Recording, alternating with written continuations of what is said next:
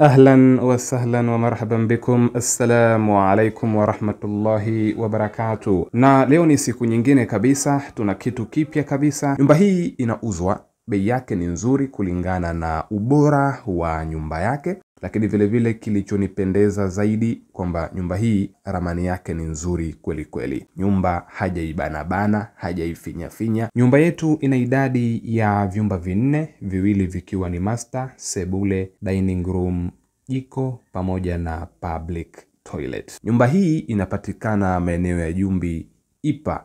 Nikisema Jumbi Ipa, kila mmoja anaelewa ni mtaa wa aina gani. Mtaa ambao umejengeka, umejengwa kwa plani, lakini vile vile mtaa ambao zimepita njia za ndani kwa ndani, na njia ambazo ni njia za lami kabisa, wala sio njia za vumbi wala makokoto. Wala sio ghali, bei ni nzuri kweli kweli. Kwa budget ya shilingi milioni 170 inatosha bila shaka kukaa sehemu nzuri kama hii. Na tukiangalia choo chake, choo ni kizuri, full decoration, ni kisafi. Public toilet yake haiko open sana. Ukifungua mlango unakutana na mlango mwingine wa kuingia chooni.